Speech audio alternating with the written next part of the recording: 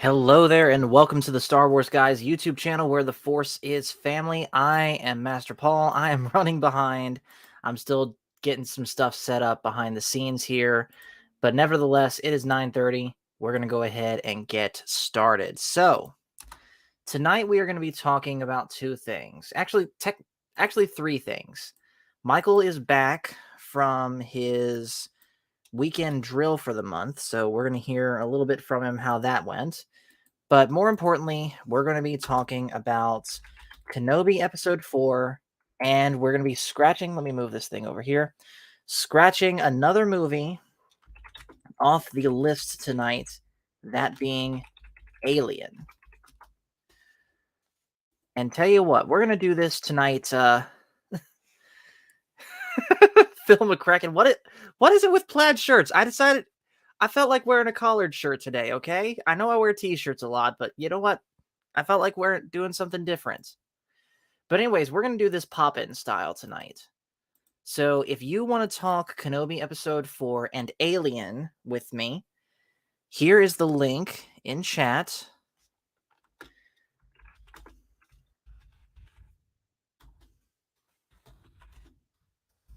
I'm going to pin it at the top of the stream. And you guys are welcome to pop in and talk about this with me. So, Kenobi Episode 4. I mentioned so far that with Kenobi... Hold on. What? Can you send me the link? Already did. That was Jonathan, by the way.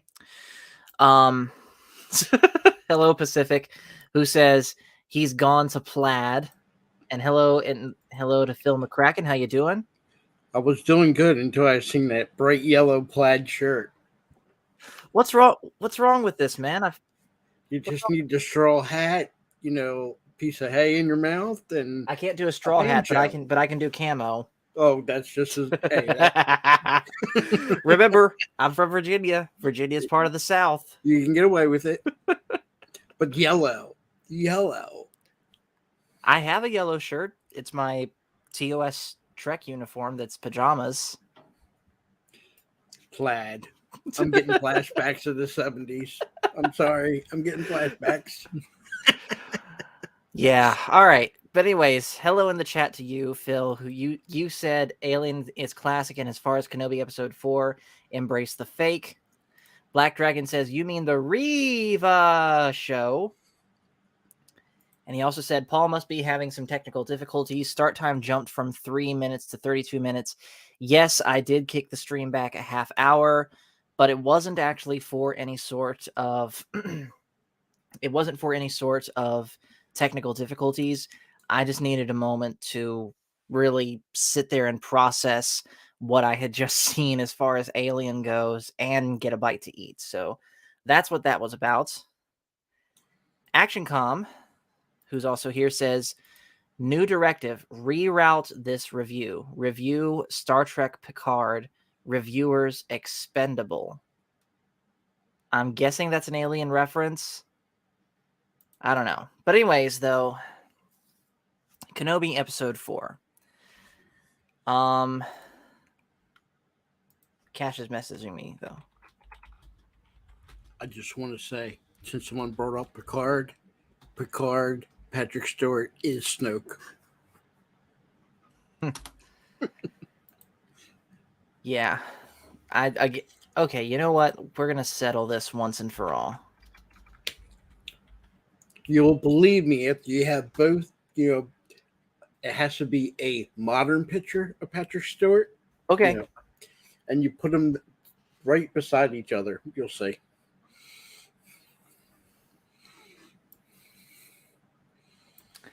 Well, unfortunately, there's no way to bring them up next together, but I can certainly do one at a time.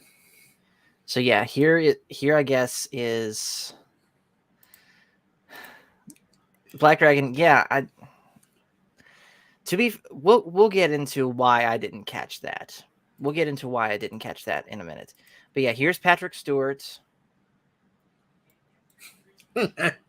Look, even where he has Snoke has the indentation in his head, there's a birthmark right there, exact spot. Look, Oh, more. uh, No, again, I don't see it.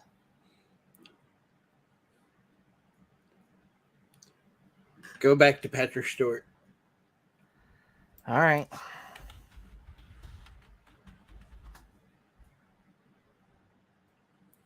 In picture. See the indentation right there on the right. You can I see see it.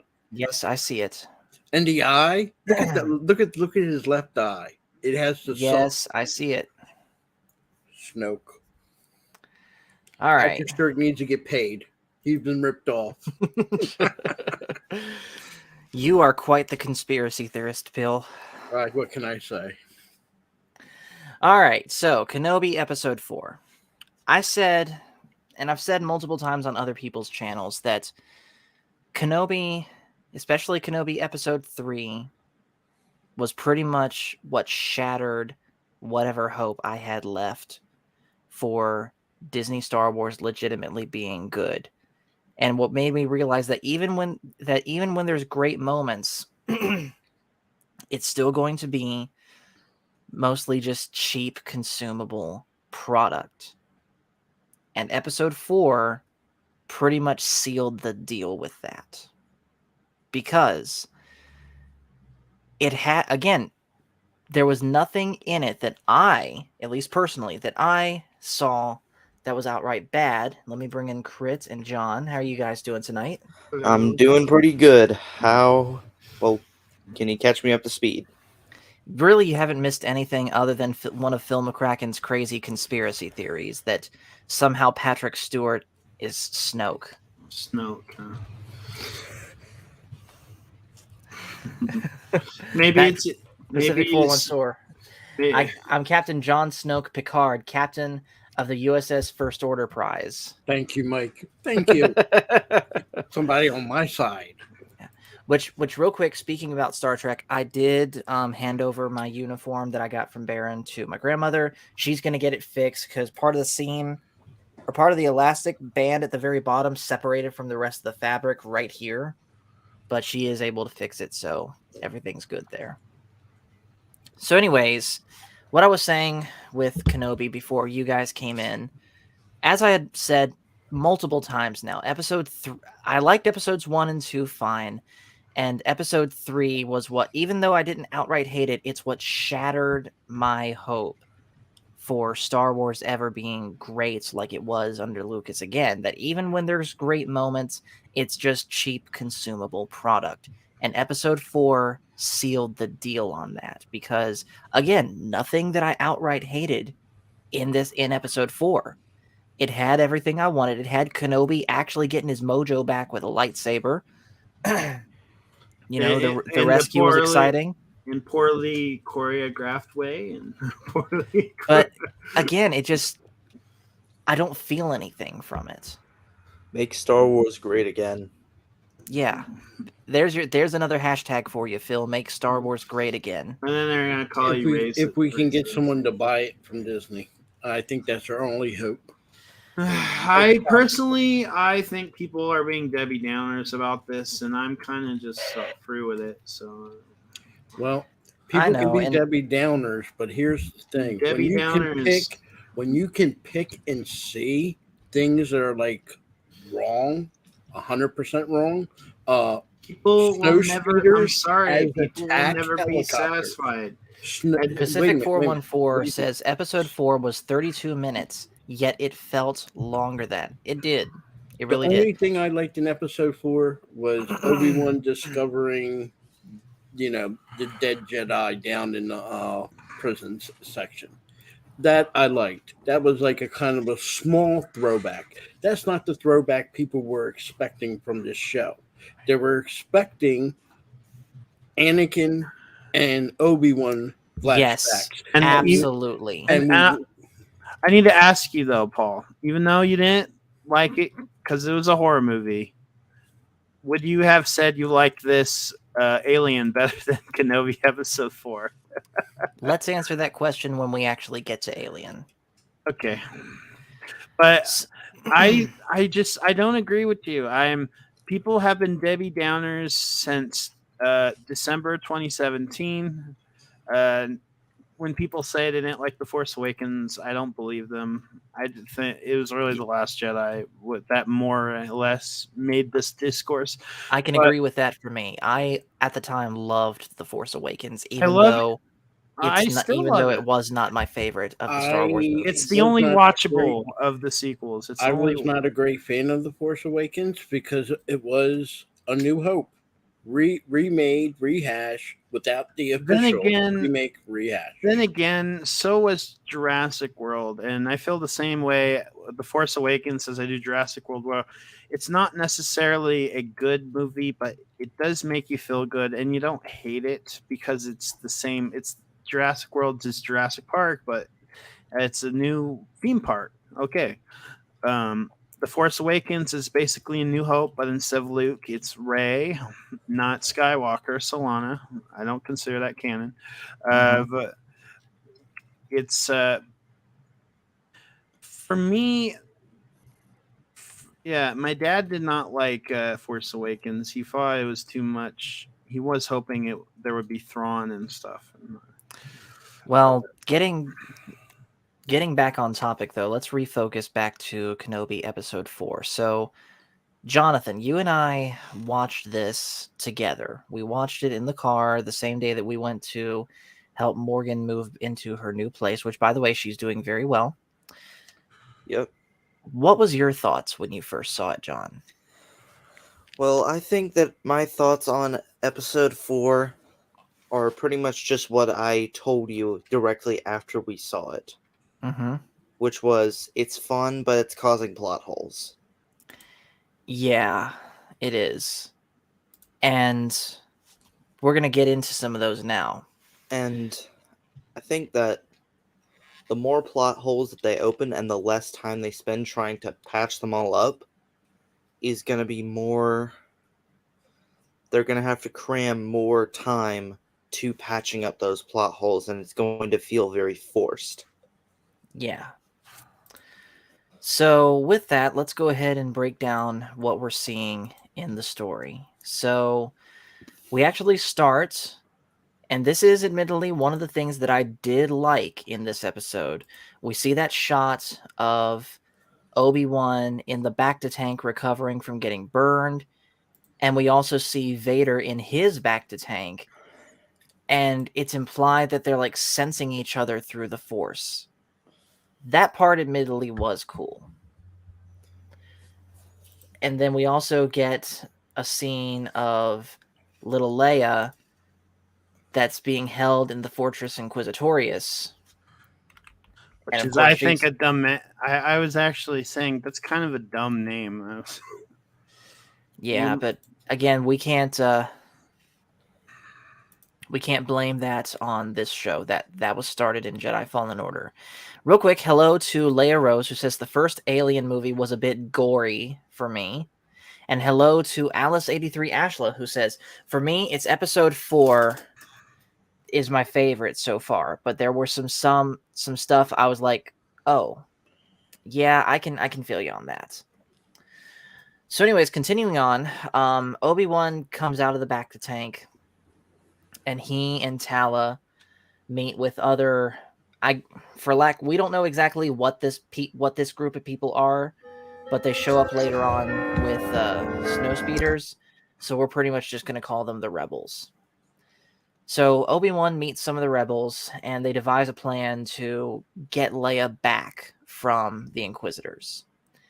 And this basically involves Tala going undercover again as an Imperial officer, while Obi-Wan pretty much does the same exact thing that we see at the very end of Jedi Fallen Order, where he sneaks into the fortress from under the water, which I'm going to say this real quick. This is another slight.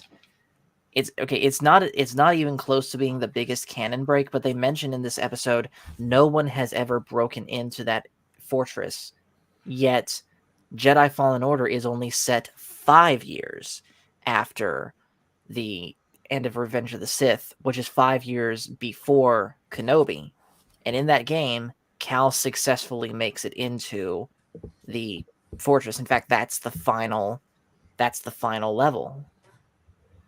So Disney, again, what's going on here? You said everything's canon, so is I some think things more maybe canon than others? they don't know. I mean, I'm not saying they don't know.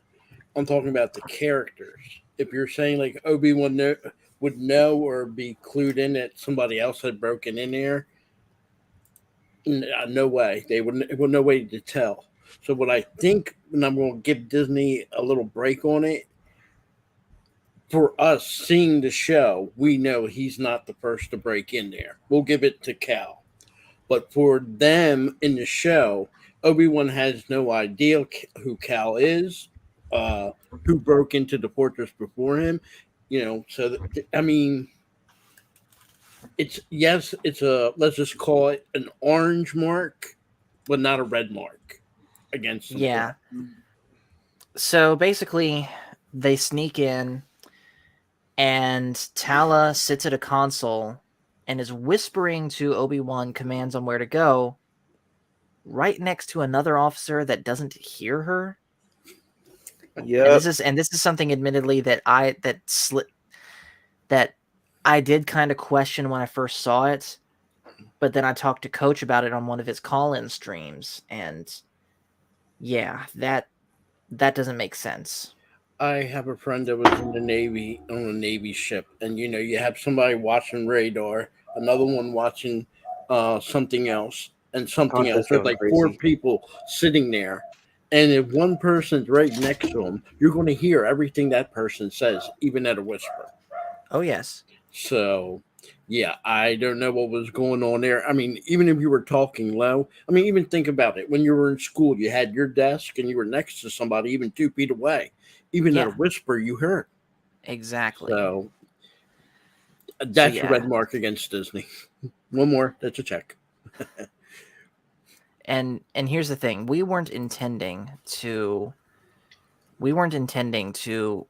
make all of these marks. By all accounts, we want to like this show. We really do. Totally. But again, we can't turn our brain off. No. When you see an obvious mistake, I mean, yes, there's no perfect movie. Like I said before, Tom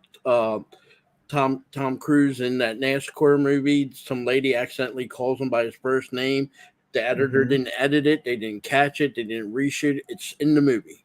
Yeah, or It's in A New Hope, where Luke accidentally calls Leia Carrie. yeah, and mistakes happen, but they have somebody always that's supposed to be on the lookout for that, even on this TV show. And what you just mentioned is one of the two biggest ones just in this episode that we have an obvious mistake. An Mhm. obvious, not something that was a minor, something you forget. For somebody of Disney and Lucasfilm, that's a major no-no. So Yeah. I'll tell you the second one later. There's also the fact that it's not like these episodes are made Real quick, one John, week. what room are you in? I'm in the little living room. Can you relocate to your bedroom? It'll seal off the noise better. Yeah, after I- I'm done saying what I was gonna say. Okay. So, what was it? So, it's not like that this TV show, one episode takes 1 week, the next episode takes 1 week. No, it's all filmed at once and then dropped. Okay. So they should. So it's not like they only had 1 week, or by that logic, like a couple days to catch that mistake. No, they had probably a really long time to catch that mistake. Yeah. And so, continuing on, I'll share my thoughts on all of this once we're done. I want to get through this story. There's also a scene somewhere in all of this where Riva is interrogating Leia, using just about every trick in her book that she can to get Leia to say, where is the rest of the Jedi? And we get even further confirmation that that was indeed Riva there at the temple scene in Order 66. Where she says, "I know what it's like to be alone." She tries to appeal to, basically she tries to act buddy to Leia, and that doesn't work, and Leia, to be fair, does have a pretty cool line where she says, "Okay, I'll tell you, but I need to tell my father first," which should be okay because we're all on the same side, right? That was admittedly pretty funny. But then Riva takes Leia to be tortured. And I have a hard time believing even the Empire, even the Inquisitors, would do that to a child.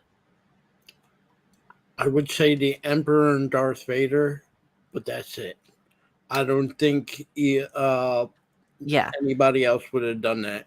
Yeah, and for sure, even if they were going to do that, we wouldn't have seen it. Now, But- granted, before the actual pain was inflicted.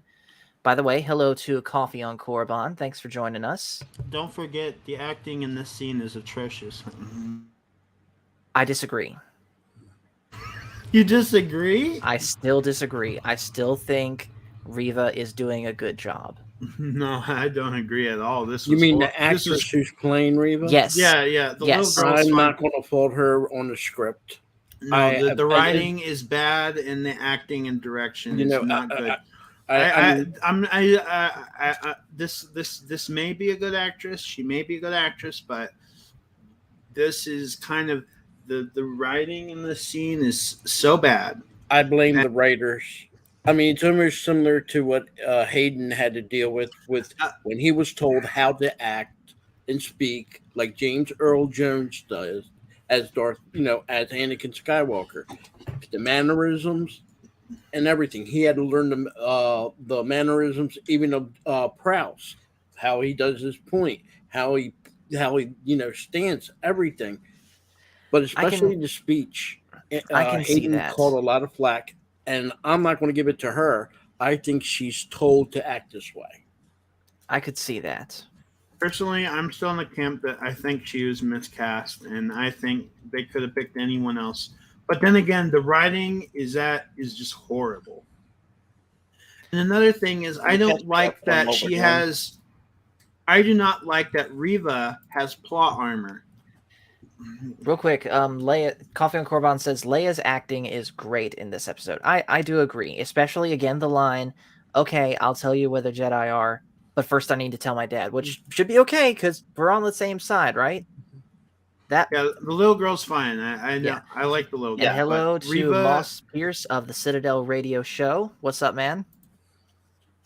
By the way, Moss, not only now do I have this, but I have this from Star Trek The Next Generation. Here, watch this. Made in Hong Kong. So, what were we talking about while I was relocating? Debating whether or not Moses Ingram was portraying Riva well. Usually I don't really care about the actor. I just care about their performance. Mm-hmm. But I think that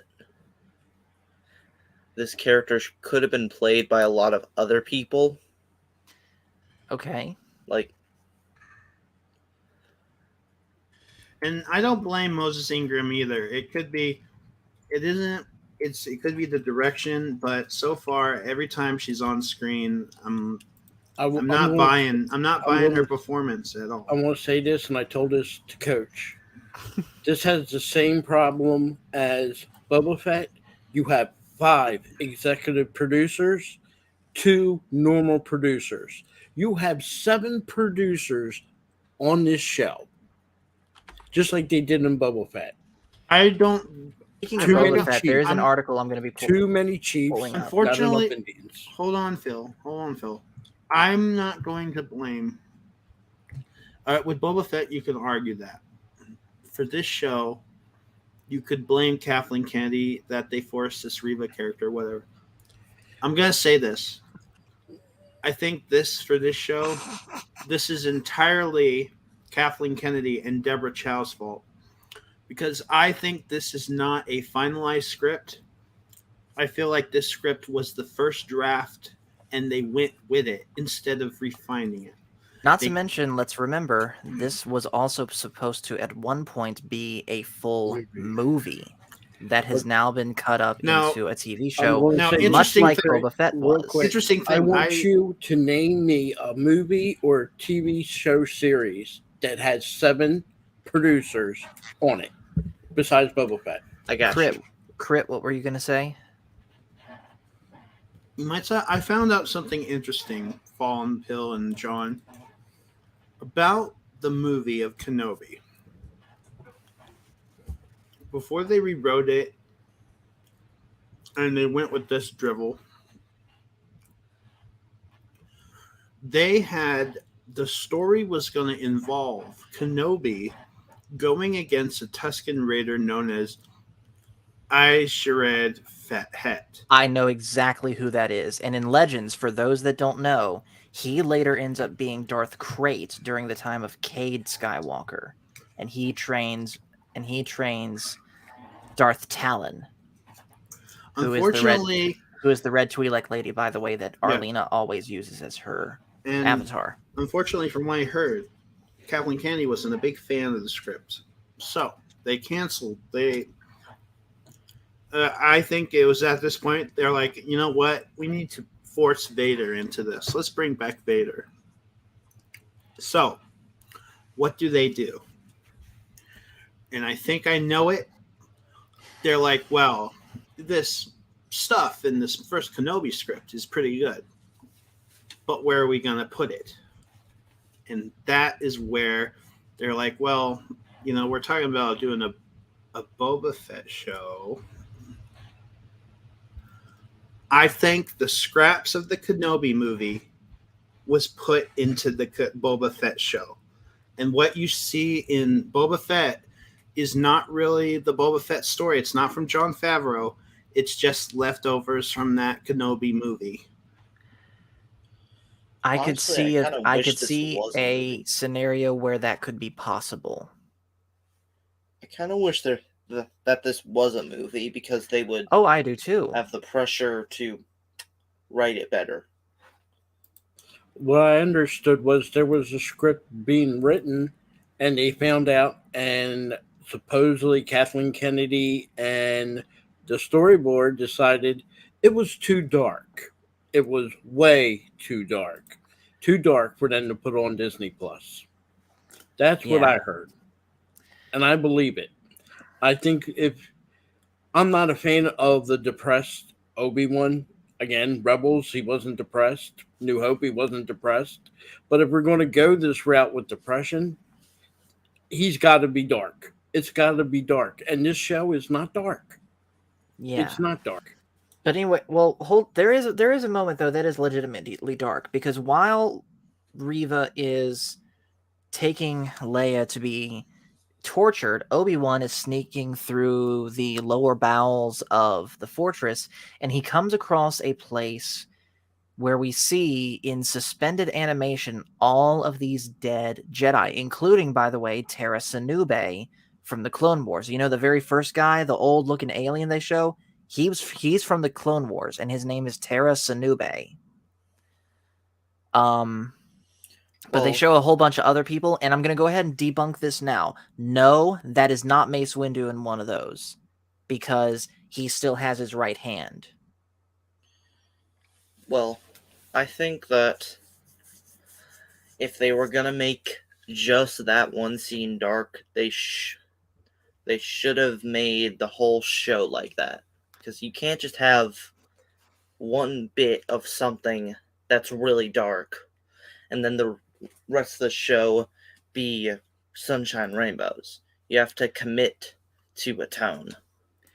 I agree with that. I would say even if they wanted this, I would have took that scene at I don't know what the next 2 episodes hold, but I would have put the dead Jedi like they were, but I wouldn't put them over there where the Inquisitors are at. I would put it on Mustafar and Darth Vader's castle because that makes more sense for them to be there than it would be with the Inquisitors. Yeah, I Because could see Vader that. will be a trophy collector, and the Jedi, he's hunting or collect. They're just like what's his name, Grievous collected lightsabers. Yes, I felt Darth Vader would be the person that he would keep the bodies of the dead Jedi. I could see that. So moving on with the story, Obi-Wan manages to make it to where Leia is. Tala, by the way, gets into a scuffle with some stormtroopers, which people have made fun of with how is she able to, punch a stormtrooper and knock her out when they're wearing a helmet? That's a non-issue to me. I don't care. Plot I don't think it was a punch, but if you looked at it, it was more of a slap on top of the head type with deal. her gun. Yeah. Which is a little bit more believable, but like I said, that is a non-issue to me. Then we get something you pointed out, Phil. The lights go out in the interrogation room, and in comes Obi-Wan. He ignites his lightsaber and kills the stormtroopers, but there's a bad mistake in the shot where you see his lightsaber prop bounce off the stormtrooper's armor. I didn't actually notice that. I didn't either. In fact, let me see if I can pull up that clip. What was that? Okay. Here is the, and we're gonna go no sound for copyright sake. And tell you what, I'm even gonna slow it down too. Put a filter on it. I can't put a filter on. I don't know how to do that. Okay, so the scene starts about here. We're gonna play it back at half speed. All right. Yes, that's what it was. There you go. That's what I saw the very first time. I'll play it again. Are you watching, John? Yeah. That doesn't make sense. That lightsaber.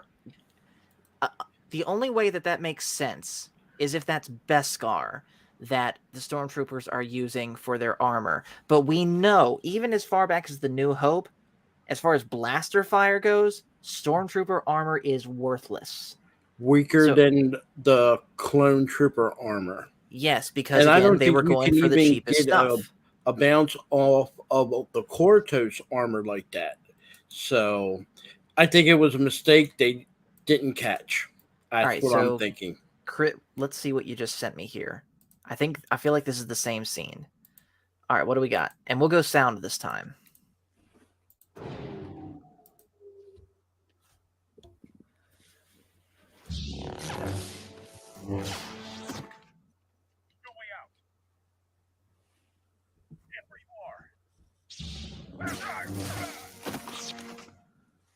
Okay, yeah, that works better. It also makes the lightsaber seem more effective. Yeah. Yep. Like that, let's think about this for a second. Disney has been treating lightsabers very inconsistently. Like sometimes, actually no, I know what it is. Lightsabers are the most devastating weapon in the world to anything inorganic. Look at Luke Skywalker absolutely mowing through. Actually, no, I take that back.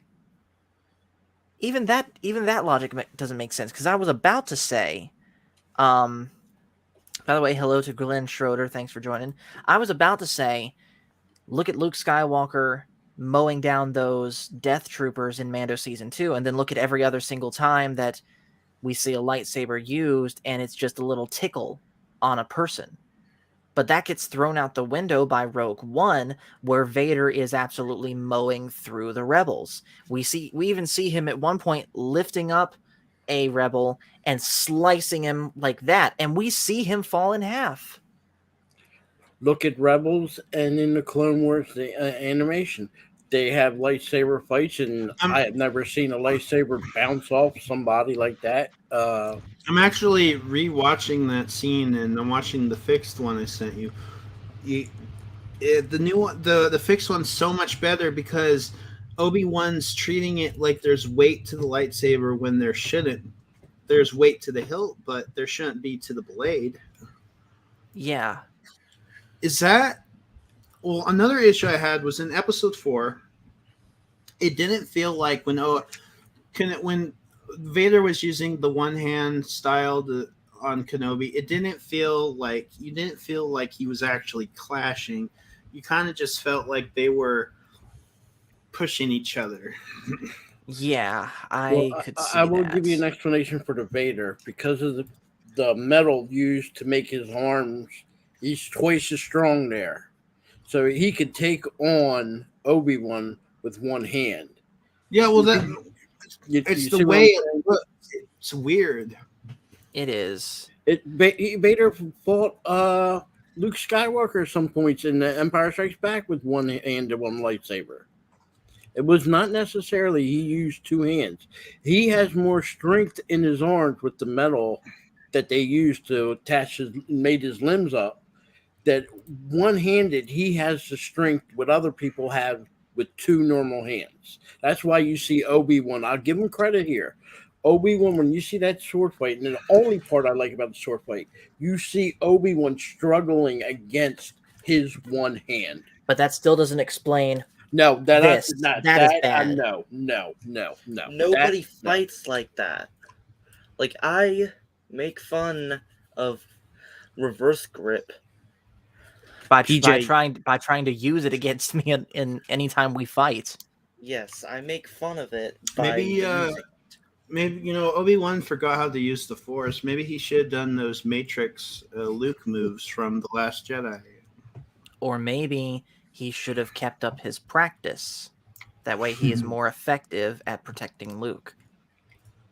I mean, That's the whole thing. I don't see my Obi-Wan ever losing that ability. I mean, yes, he was weaker in the New Hope, but he didn't lose his form. He still was able to fight. Yeah. And the only reason he was weaker is because age caught up to him. Yeah. But as far as, I mean, as I explained before, when you have a person like a king and he gets overthrown and his son is the next in line and he's in danger, there's always somebody assigned to protect that prince because he's the next in line. And his job is to keep the boy safe, much like King Arthur and Merlin. Merlin takes King Arthur as a baby after Uther dies to protect him till he's old enough to become and be able to fight for his kingdom. Same thing here with Luke Skywalker and Obi-Wan. Sorry, go ahead. Well, Phil, you know what they could have done is, have you guys seen the movie The Fifth Element? No. Okay. So in The Fifth Element, the main character is Bruce Willis, and he's the hero. And then the main villain is Gary Oldman. He's the owner of the evil corporation. He's doing all the bad stuff. They never meet each other in the whole entire movie. And when you think they're going to meet each other, they end up missing each other just by a smidge. I think they should have did this with Kenobi, where you would think Vader would encounter Kenobi, but Kenobi would be every step ahead from him. Or like the very same thing that they did with Anakin and Grievous in Revenge of the Sith. Yeah. Yeah. Or Anakin met Grievous at... Although I would not have been... If they did the whole Vader versus Obi-Wan fight, like them actually meeting at the end, I would have been fine with that at the very end, the final duel. But them, it's kind of like they blew their load right in the beginning. They needed to show Vader is like strong and Obi-Wan's weak, and Obi-Wan has to spend a small amount of time to. ActionCom says Obi-Wan could have been the invisible hand behind the rebellion, a guy working behind the scenes to help the rebellion. I disagree because we already know that's what Ahsoka's doing. Obi-Wan should be watching over Luke. And let's just say this, what's going on right now. And this is another reason I'm not attacking the ActionCom. I'm just trying to point it out. All this with Obi-Wan out there doing this, everybody in the Empire knows Obi-Wan's out there now. You can't put the genie back into the bottle. Even if he brings Leia back to Alderaan, they know somehow Bail Organa, Princess Leia, and people in Alderaan are helping at least the Jedi, but it particularly helping Obi-Wan. Vader ain't going to forget that. And more importantly, the Emperor ain't going to forget that. I mean, what happens after all this? Do you think Darth Vader is going to say, okay, Bail Organa, he knows something, but I'm going to leave him go for 10 years? No. The first thing he's going to do is get all the Star Destroyers he can, and he's going right to that planet. This genie can't go back into the bottle. That's what I'm trying to say. And speaking of genies that can't go back into the bottle, I accidentally skipped this scene earlier, but this is another scene that really bothered me. When Reva is interrogating Leia before taking her to the torture chamber, she's saying, quote, Obi-Wan is never going to save you. Obi-Wan is dead. I cannot stand that because it invalidates the line, General Kenobi, years ago you fought alongside my father during the Clone Wars, and now he needs your help again. Why in the world isn't it why isn't it General Kenobi, years ago you saved me from Darth Vader and the Inquisitors? And I need your help now. Exactly. Who knows? They're gonna dub it. I liked it a lot with where she knows him as Ben, because she did react in A New Hope to Luke. Yeah, she did. And then the sequels, but her grandson, is it because Luke knew Ben? I fought Ben Solo. That just sounds like that's perfect. That's a perfect connection right there. But they ruined it, just like they ruined Reva telling. Although that moment, I think people, if we remember in Revenge of the Sith, Obi-Wan did see the hologram of Anakin becoming Vader. Exactly, which also invalidates the "What have you become? I am." Actually, no, I take that back. Even assuming that Obi-Wan knew who Vader was, that line could still work. Because he might know Anakin is Vader, but he didn't know that Vader was still alive and inside that suit. But even that got ruined by Reva. Yes. I still say that should have been Vader himself. Obi-Wan only knew that Anakin went by the name of Vader. As far as he was concerned, when he left that planet and he got burned to the degree he was dead. And that is also the only way that a fight, and I said this on Coffee on Korriban's stream, that is the only way a fight between Vader and Obi-Wan in real life before A New Hope could have worked, is if Obi-Wan did not know that the person in front of him fighting him was Vader. But that is now no longer the case. But the Reva show, I love the supporting character of Obi-Wan Kenobi.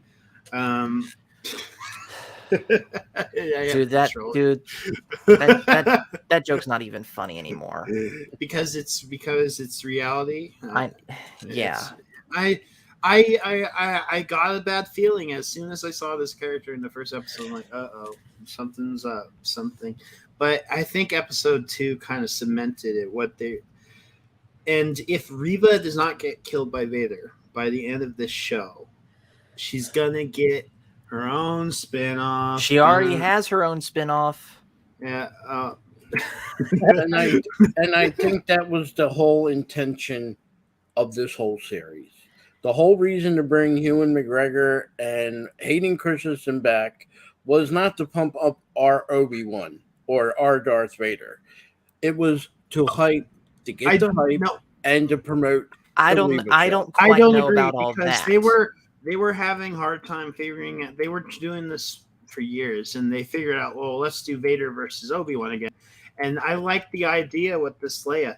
the thing is, there came a time. Well, we need we need another character.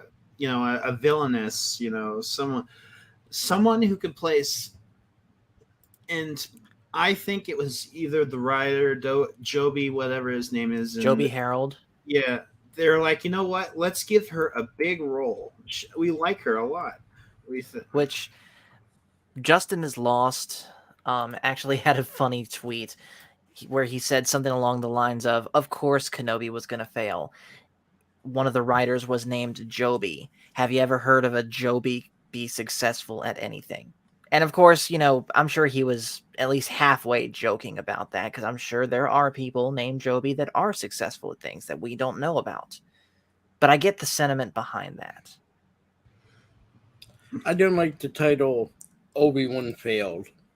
I mean, if you're saying because Anakin fell to the dark side, that was Anakin's fault. That wasn't Vader's fault. Just like would you blame Yoda for Count Dooku turning into the dark side? You didn't say, Yoda failed. I'm very interested.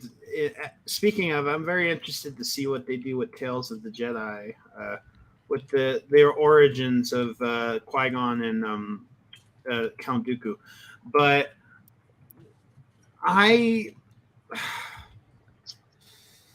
can we continue with the story? Yeah, continue. All right. I was going to say something, but I forgot. So all right. So basically, their cover is blown, and Obi-Wan and Tala have to pretty much fight their way out, which does involve some pretty cool shots of we see Ewan doing the thing again, and again it's fun, but somehow during all of his blaster deflection, a blaster gets deflected at one of the glass panels, and it starts cracking, giving pressure to all of the water, and Obi-Wan has to hold it there long enough for them to get out, and he has to run out from behind it. And again, it looks cool. That's about all I can say for it. It was nice to see Ewan doing his thing, but again, just I feel nothing for it. Cool in the moment, but it's over before it's over as soon as it's come around. I like to see a couple minutes before it where he's in the hallway and the stormtroopers go by, and he made the sound like they heard the sound down the hall. Kind of show more that he still knows his stuff. Yeah. I mean, that made a little bit more sense. I mean, I don't mind the hall scene with the water coming in, but please, we got that exact scene from Fallen Order. Did they have to make an exact copy of what they did there? And not to mention also, if we're being perfectly honest, this is now their fourth hallway scene. I think it's getting played out. I agree.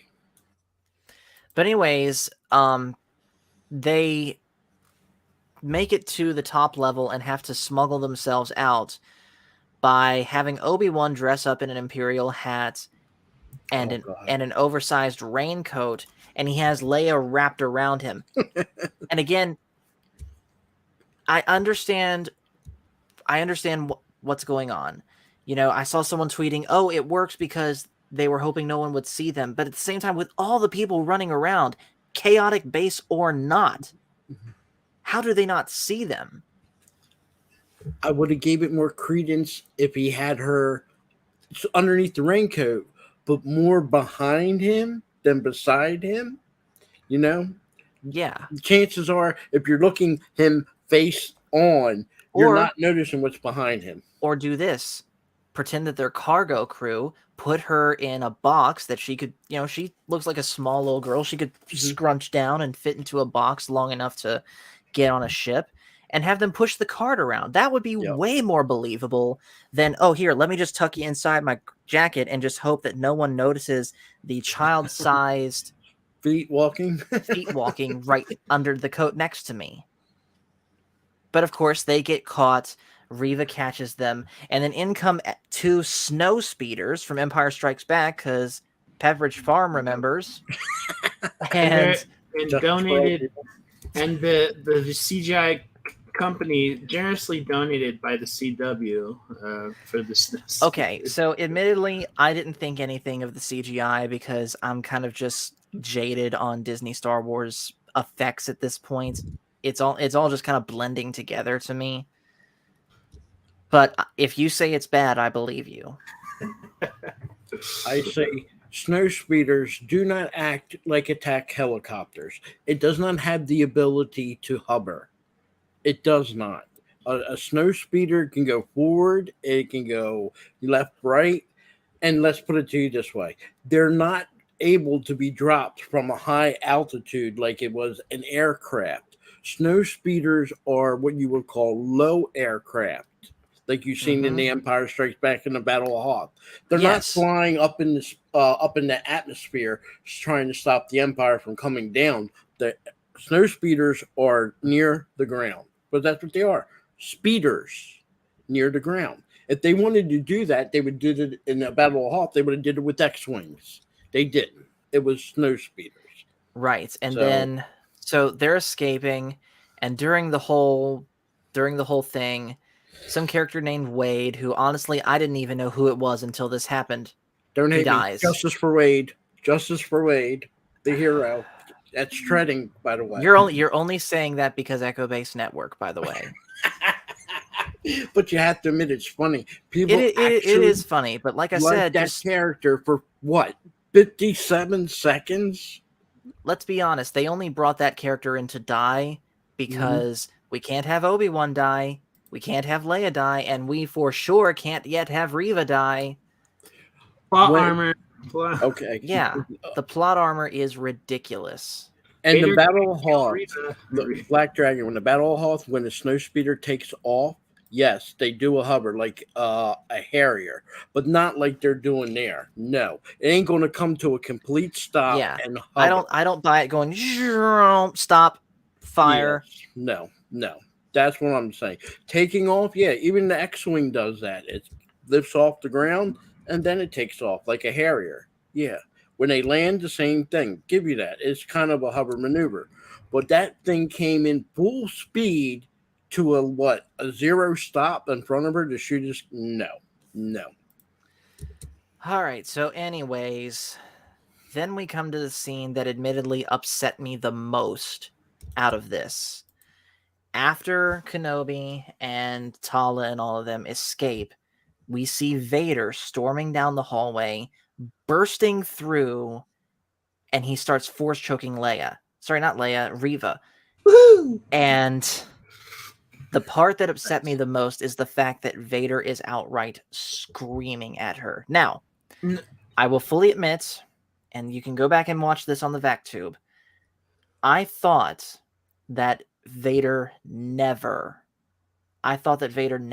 raised his voice, but admittedly, I had forgotten about the scene, in A New Hope. Commander, tear the ship apart and bring me its passengers. I want them alive. Or in the same movie, you are part of the Rebel Alliance and a traitor. Take her away.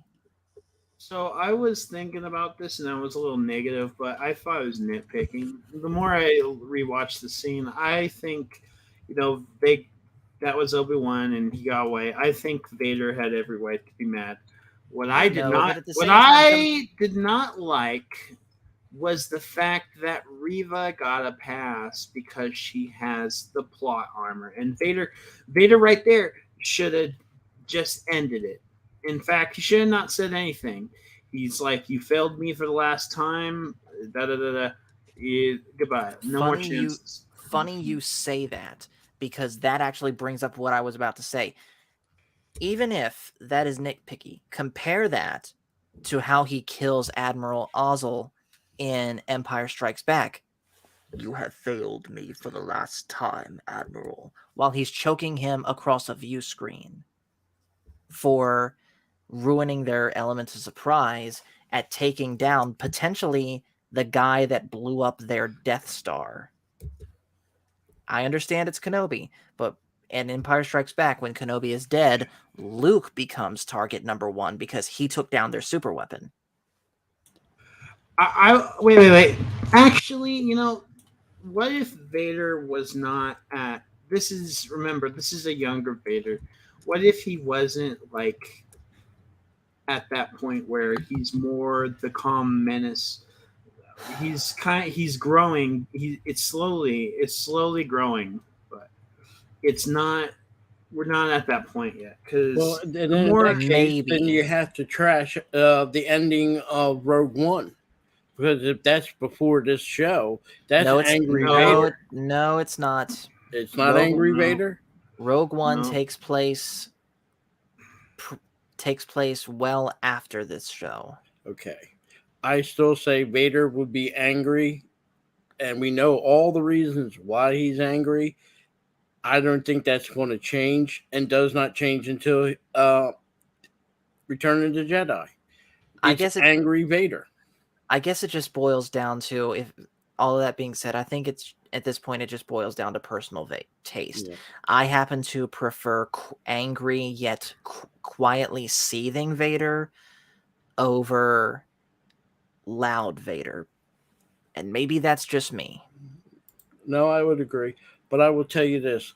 If we had the Vader, our Vader, okay, and what he would have done right now in this show, he would have demanded that the Inquisitor bring Leia to Mustafar to his castle. I guarantee it. If the Emperor has wind what's going on, he definitely would want her at probably bring her to this palace in the Coruscant. I don't think they would keep somebody like Leia, because she's the senator's daughter, over there with the Inquisitors. I don't Well, think Vader would give that amount of freedom to say, "Yeah, go ahead and do that." okay, so Black Dragon, going back to the snowspeeder thing, says, I would agree that coming to a dead stop from full thrust is wrong, but there are repulsor lifts under the wings mid-canopy for hovering. Okay, and I'm guessing that those are mostly used for liftoff and landing. I would agree if the snowspeeder had reverse thrusters, but from what I know about a snowspeeder, that's not part of its dynamic. Like I said, a snowspeeder is a low flying vehicle, a low flying aircraft. You know, I can see it taking off that way, but I don't see it going from a drop. And if it manages to survive the drop from a high altitude like it did, going full to the landing bay and then come to a complete stop and hover. I don't think a Harrier jet could do that. And I know this is sci-fi fantasy; they could make something up along the way. But seeing something like that, no, I just more shows me they really didn't care. I wouldn't even put the snow speeders in there. I would have been happy they had two small aircraft, just something spacecraft. Don't even have to be an X-wing. And let me show you one more thing. How did they fit three people in a snow speeder for two? I think we should Well, respectfully, excuse Phil. me, four. Respectfully, Four. Phil, I think we should just move on Okay. because we're gonna be discussing this. You're right, but if we really sit there and nitpick this thing, which we can, Mhm. but we're gonna be here all night, and frankly, I I understand. I can't bring myself to do that. That's fine. So at the end, Obi-Wan and Leia are heading, we guess, to Alderaan. They really didn't say. But turns out Reva's tracking them because Lola, her little droid, is now a tracker for them. How she did that, I have no clue, Plot armor. but she did. So yeah. That is I do, Obi-Wan. I do like Lola, by the way. I do like the I do little love. I like Yeah, the little droid. It's cute.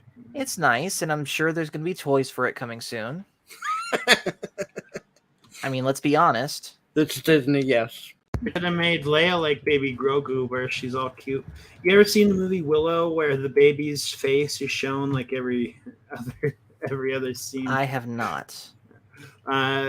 You remember Phil, right? That's how I felt it was going to be, where Leia's face is shown to show how cute it is. So, anyways, score out of 4. Sorry, score out of 10. For this one,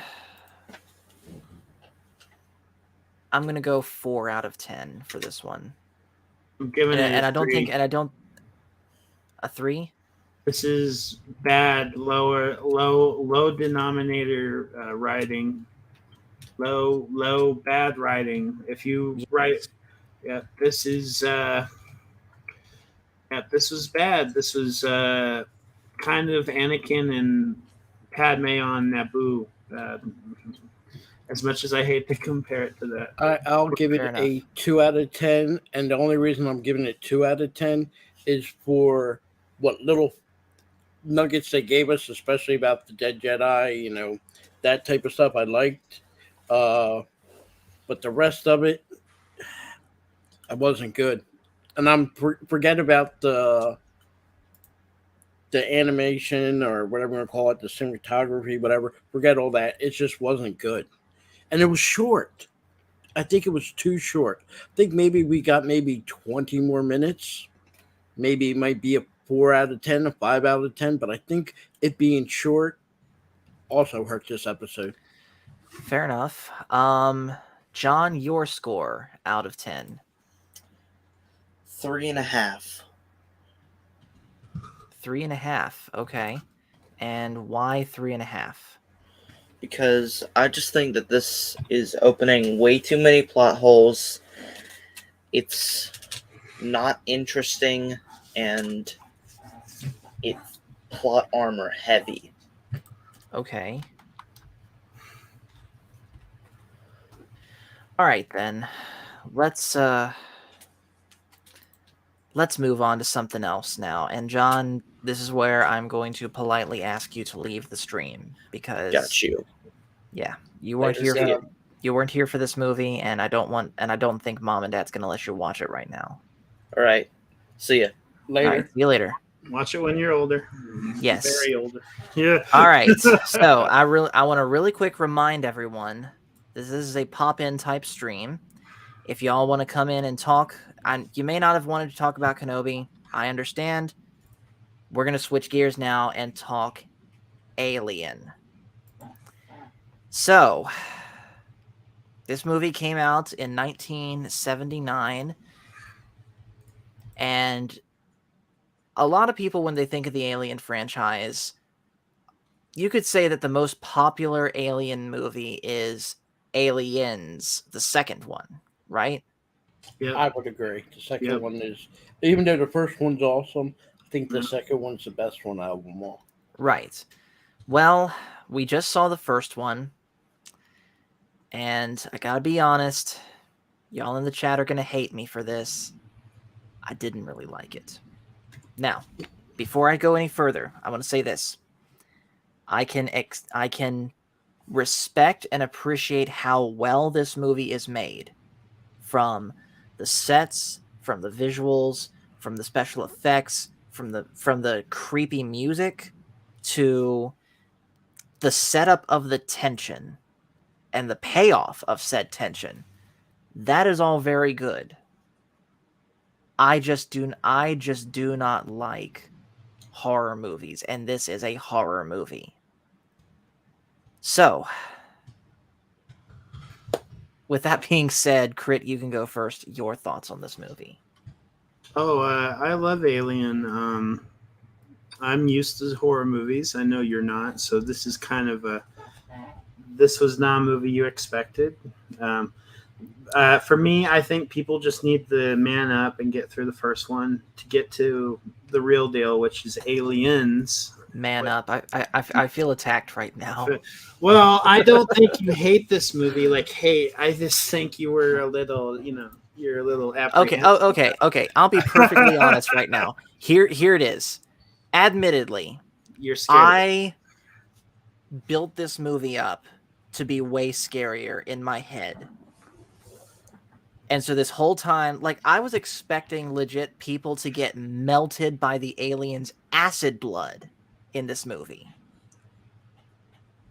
I knew about the shot of the baby alien bursting from John Hurt's chest. I knew about that because obviously that's spoofed in Spaceballs. Not again. But see, that's classic Aliens too. Alien, this one, it's more of a hunter. My eyes, The alien's male. It's not female. It's not trying to. Well, I none don't of want to the use the aliens. term impregnate humans to make more. I don't think it's more of a hunter, male hunter. So, well, Phil, I don't think.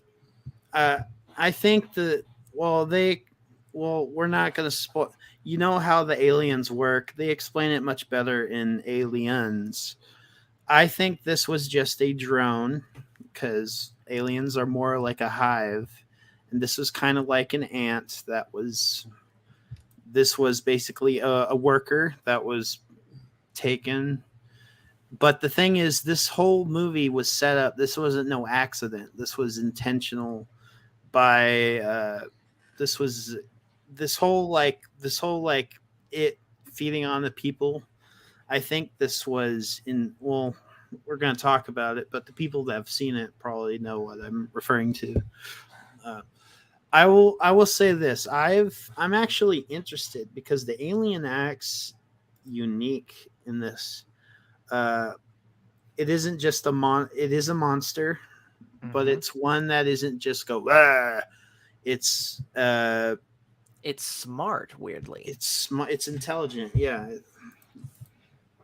And I actually think the alien kind of had a, because of the host and because Kane was like the technician of the ship, I think the alien kind of had an understanding of how the ship was. Right. So, again, before we go any further, let's go through the story and discuss it. So, the story is about this ship called the Nostromo and the, 7 people that are aboard it?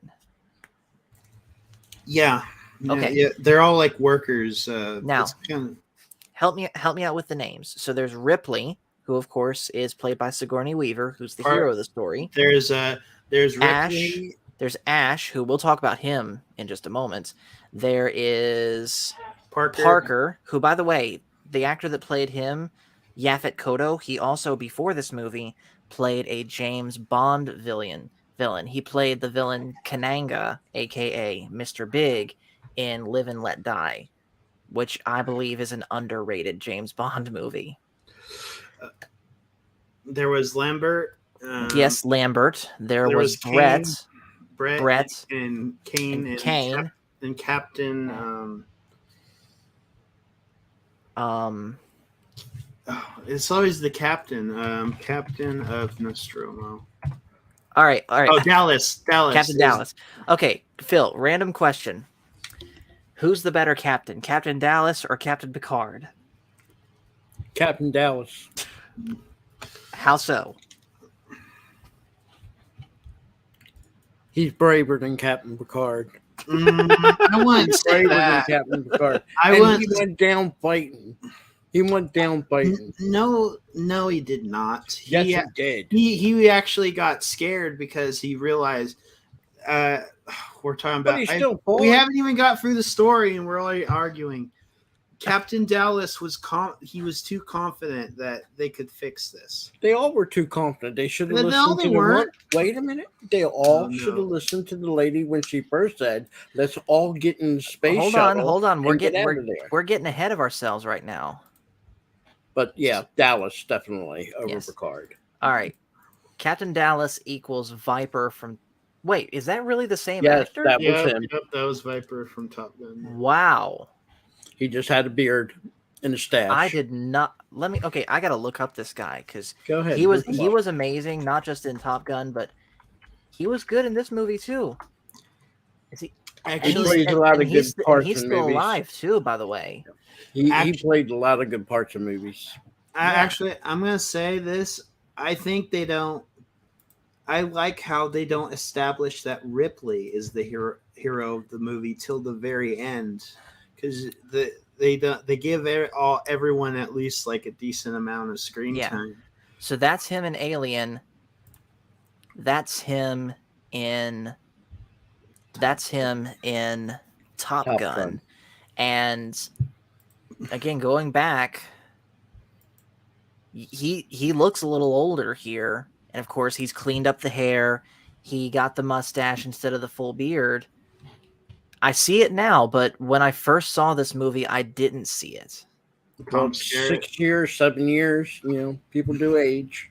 That is true. So the Nostromo people are woken up out of cryosleep by their computer's like central AI system called Mother. And basically they're woken up far earlier than they're supposed to. And they don't quite realize it yet because they're just getting up, they're having their breakfast and all that. And it's made clear right off the bat that Brett and Parker are basically the slackers of the group, you could almost say. The ones that are in it for the money and only the money. But anyways, come to find out the reason why they are woken up early is because their ship picked up a distress signal from an alien planet, from another ship. And it is their job to investigate it, even though they are a commercial ship, they still need to investigate it. So they do. But in the process, their ship is damaged upon entry into the planet's atmosphere. So while Parker and Brett work on fixing that, Captain Dallas, Lambert, and Kane go out onto the planet and look around. And real quick, ActionCom says, what do you think of the concept of sleeper ships? I think sleeper ships are a good idea for ships that do not have any form of either light speed in the case of Star Wars or warp drive in Star Trek. What do you guys think? Agreed.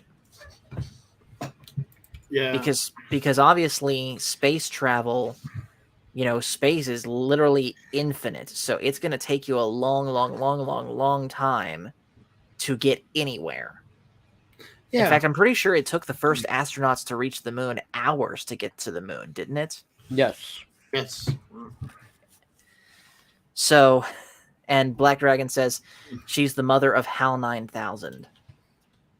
That movie's coming up once we see Aliens. After we see Aliens, before we get into... let me ask you this before we go any further. Obviously, I have to watch Aliens. Is it worth watching any of the other Alien movies after that? Well, maybe Alien 3, but Alien 3 is kind of like, it goes back to being a horror movie kind of, and it's kind of not a good one. If that's the case, then screw that. No, it's not. Absolutely not. No. It's not as good as, say, this one, where it's kind of cheesy and it's kind of like, okay, there's characters in Aliens that for some reason, it's not a bad movie. It's not a good one either. Alien Resurrection tries to be an action movie again, and it's just a horrible one. It's just a horrible movie. Don't watch Aliens 4. What about Prometheus?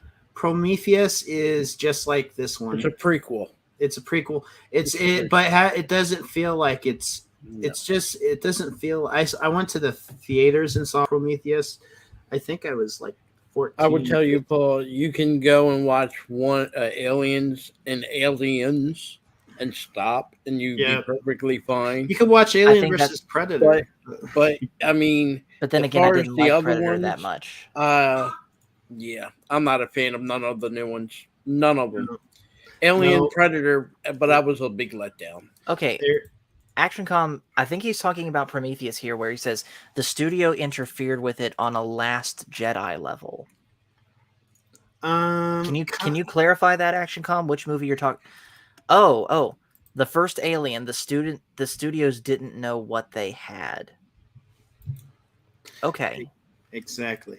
Well, I think the studio was doing at the time what they were trying to do was get Jaws and the fear of Jaws in space, but kind of science fiction-y with Star Wars, but leaning more to a horror. This came out where it does a better job. Well, remember Phil McCracken? This was so after Jaws came out, it was we gotta make monster movies. They're the They're the hit thing. Well, let's do. There's this one, like they did one with orcas. I know, and I actually like that one with Richard Harris. They basically rip off Piranha. This one, Star Wars came out, and then now it went from monsters to we gotta do sci-fi movies, and this one I think was the one idea that was lightning in the bottle, as Action Con says. Like the Yes. studios thought they were. This was basically a horror movie. I think this feels like the first, because with Star Wars and before that, sci-fi was kind of It was Star Trek, basically. It was, yeah. Well, there was some like sci-fi. It was Star Trek. It was 2001. If you it was Forbidden count, Planets. if you count the Planet of the Apes as sci-fi, some people do, some people don't. That I could was see an most argument for central both. series, but when Star Wars came out, there was a race to get into the sci-fi. Disney had the Black Hole, which failed utterly, but they weren't the only ones. ABC tried to come out. They came out with Battlestar Galactica. It was all race. For this one, they were trying to create something along the lines of Jaws and space. And I actually liked it, what they tried to do, but I do like it as a starter. I like Aliens a lot more because Oh yes, more I do. horror. I am looking forward more to that. Although I do like Alien, and I do like Alien Isolation, which is the true sequel to Alien, not Aliens. Aliens is, I'll tell you, Paul, Alien and Aliens, they may be sequels, but they feel totally like different movies. Like Okay. This, it's just like Terminator 1 and 2, where Terminator 1 is kind of a horror movie where Arnold's the killer. But in the second movie, it's more of an action movie where Arnold's the hero. You get what I'm saying? Yeah, I gotcha. There's one thing missing while we were watching Aliens today that I remember in the movie theaters. When you're in the movie theater and you're watching Alien, it's a lot more scarier. I saw this. They re-released this in IMAX. I went to see it in IMAX. I saw it, And- like I said, I saw this back in '79. The TV, you don't get the scariness, especially when the one. Well, I'll get to it at when we get to it. Then I'll explain. So, anyways, ActionCom says some people say this movie is based on It Came from Outer Space. Have either of y'all seen that? No. No. And people say some people hate Aliens because it showed the aliens as having a flaw. We'll get to that. And Black Dragon says they should because Aliens is 75 years later. Really? Yeah, it is. Yeah. So I believe so. Yes, I believe he's right. I know okay, it's a long time. I have between questions on that, but I'm going to refrain from asking because it gets into spoilers. it's explained in the beginning of the movie of Aliens, so you don't. You probably were going to guess what I was going to ask, didn't you? About Ripley. I would. Yeah. All right. So, anyways, that picture you're jiggling around. This is the costume of the alien. So that was an actual actor in there. Yeah. You see the skull in the carapace right here. I do now. Yeah. It's translucent. Is that cool? Yeah. Is that like a human skull, or is that its? That's a human. That's kind of. It's. I think it's like a skull molded into the shell of the head. But here's the thing, though. In the lore, what's the skull doing there? Is that its skull or a human skull? That's not a human skull. That's its skull, and the shell is kind of the outer casing. You see, this is a better Oh, that's a scary image. Okay. This is scary. Yeah. They spent all that money on one suit, just one, designed by H.R. Geiger. Isn't H.R. Geiger really big for designing aliens? Yeah, and you might have noticed the more you look at it, but I'll just say that a lot of his designs are they're lower in nature. Hmm. Real quick, ActionCom says the alien does adopt features of its host. I knew that because Mortal Kombat 10, the alien, the xenomorph, is a playable character in that game, and of course they justify its existence in Mortal Kombat by saying a face hugger got a hold of a Tarkatan, which is by the way is the race that the character Baraka is. And it shows, like Tarkatans have that one blade that comes out their arm like that, kind of like the bastardization of Deadpool in X-Men Origins. That's essentially what that versions of a xenomorph does. All right. So, anyways, we're getting ahead of ourselves though. So Dallas, Lambert, and Kane are exploring this ship, and this is a huge ship, by the way. They're walking around it like we would walk around, say, a gymnasium. The ceiling is like that big.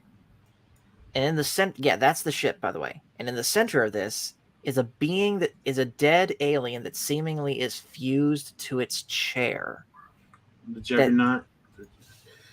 It's is called that. That's called the Juggernaut. Uh, the Juggernaut. yeah, yeah. This is the Juggernaut. Is that of the xenomorph species? No, it's explained that's the engineers, and they were like in a race. But man, I forgot the lore. Okay. I mean, there's so much. Do they lore in explain Alien. that in Aliens?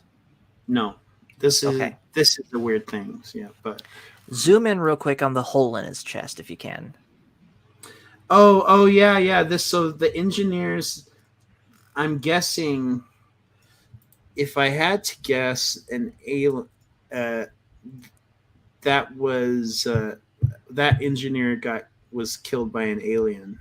Yes. So they're examining the body, and of course they see that he, has a hole in his rib cage, and by the way that the bones were bent outward, that something had exploded from within it. And they say no. They kind of explain. Black Dragon says no. They kind of explain it in Prometheus. Okay, fair enough.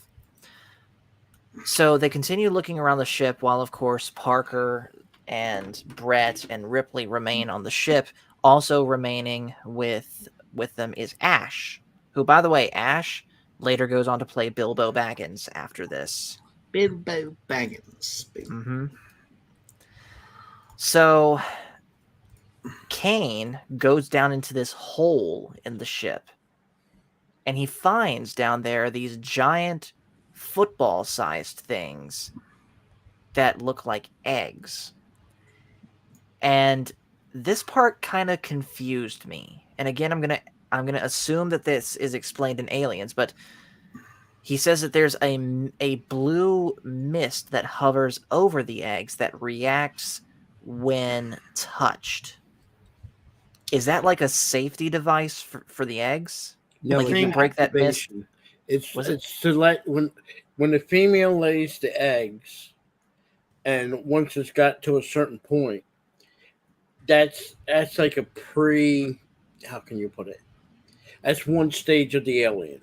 The main job of that at that point is for the first living thing to come near it, and that's why the mist is there.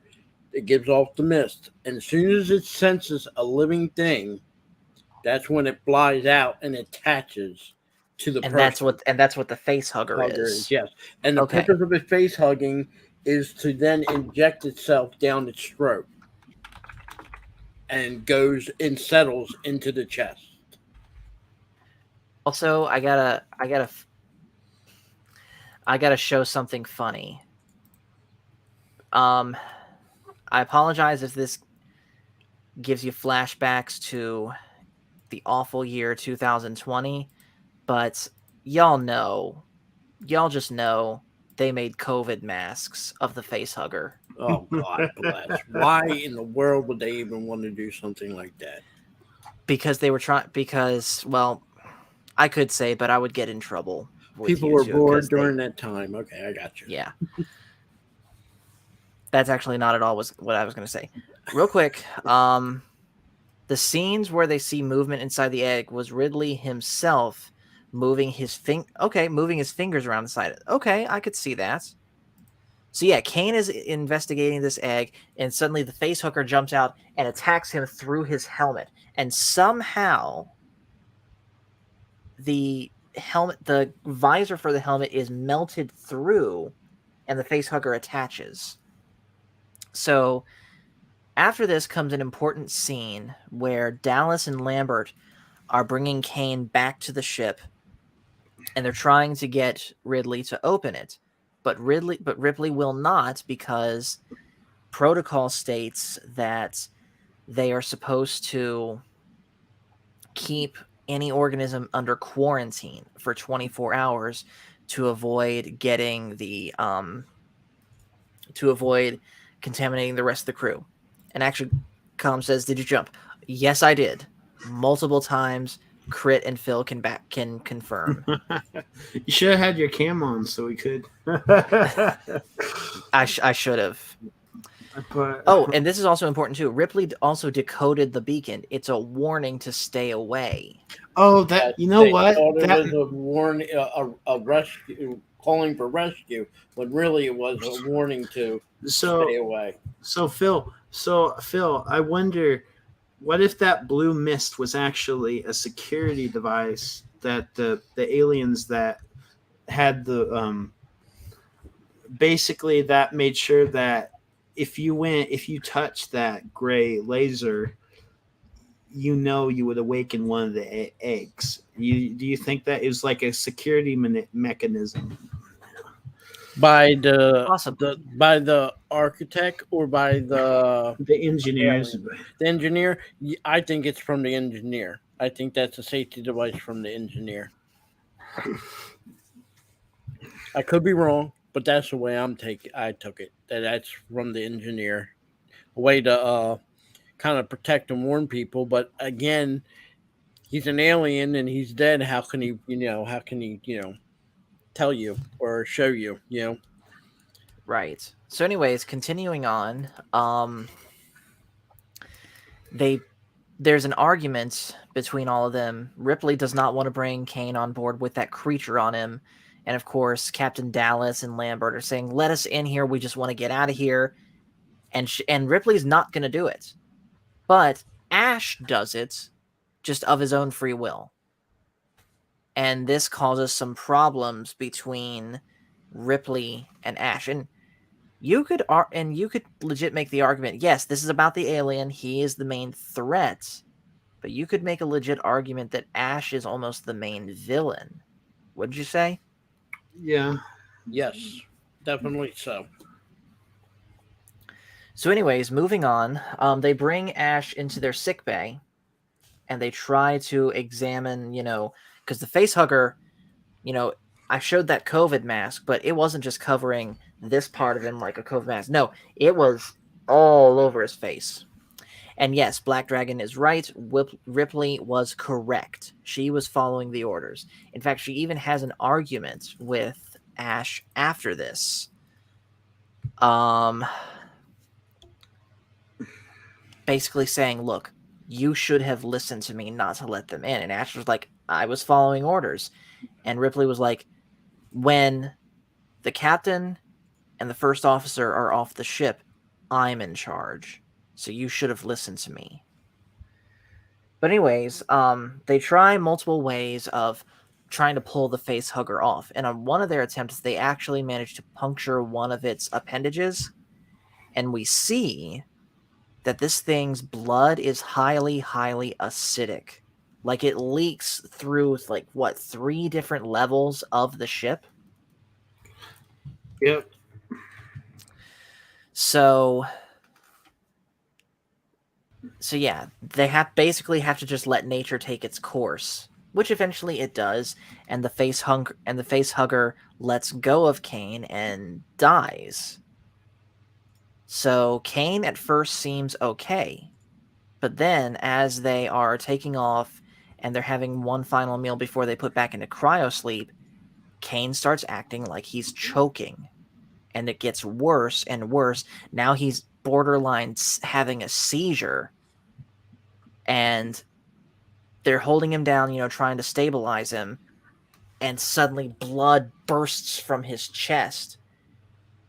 And then, as he's convulsing around, he convulses one more time, and the alien bursts from his chest, and he dies, and he runs I wouldn't away. say that the face hugger died. The Think of it like a butterfly. It goes to the first stage it's a face hugger. Second stage, it moves itself down the throat. So when the face hugger part falls off, that means it's already moved on to where it That needs to go.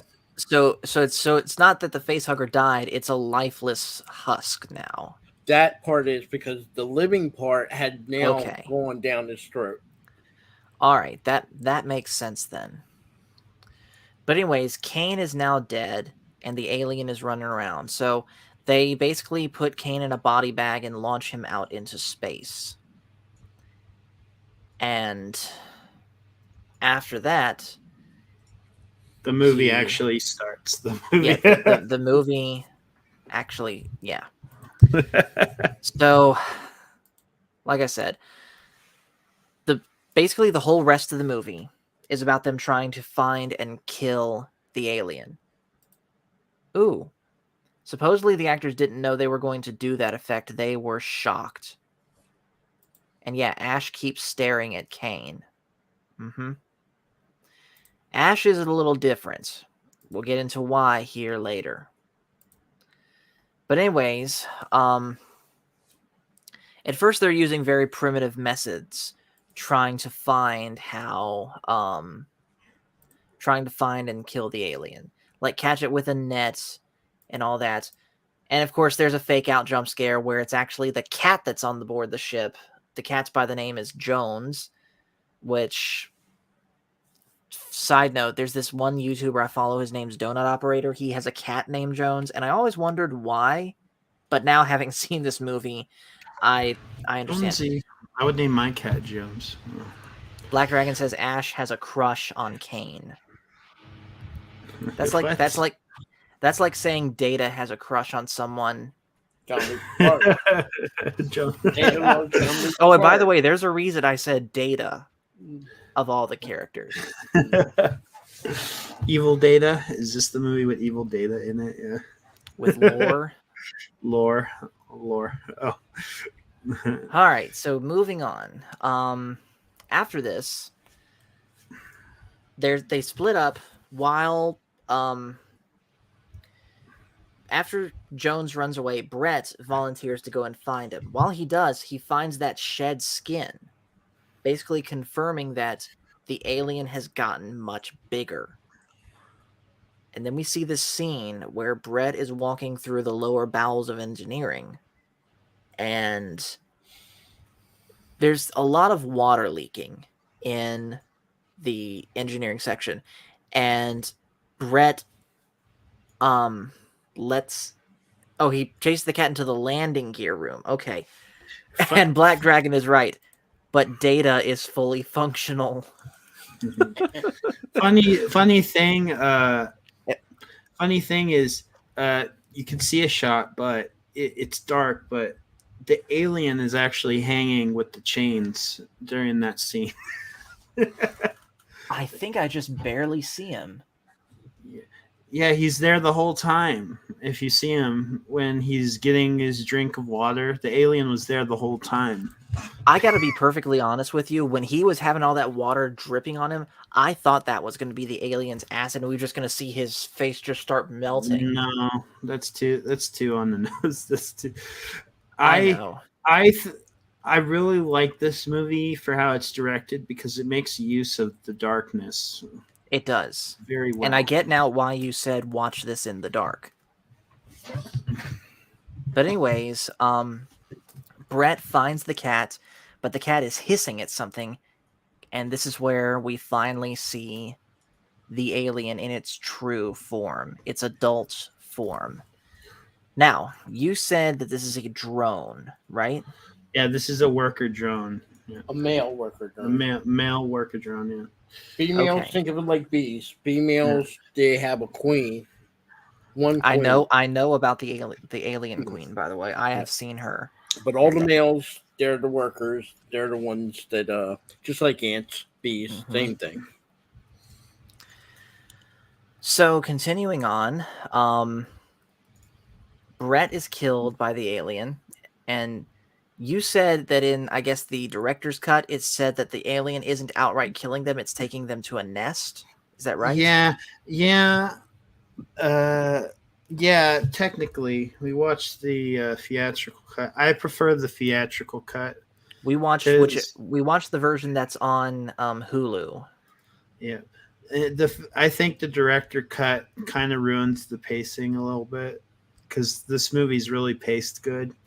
The movie starts out. See, this is why I like Alien a lot. The movie starts out slow, but as soon as the alien gets in the fray, the movie just like super speeds towards the end of the movie.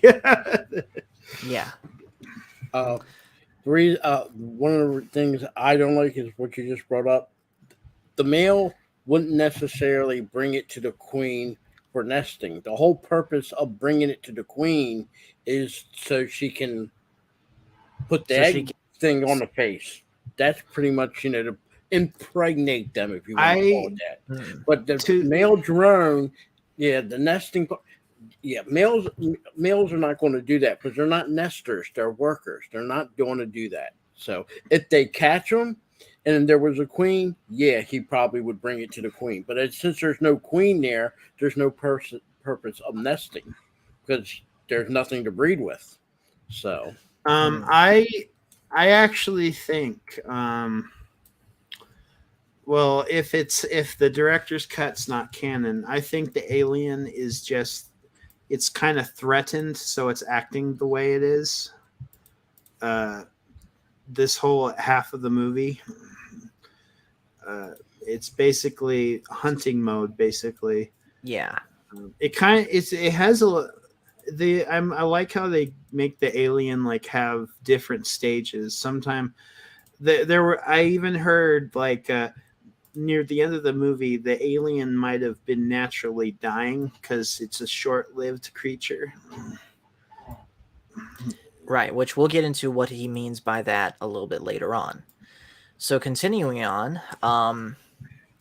they're still on the hunt for it, and they deduce that it's moving through the air ducts. So Dallas goes into the air ducts and tries to flush it out. Meanwhile, Ash is still doing his thing. Dallas unfortunately doesn't make it.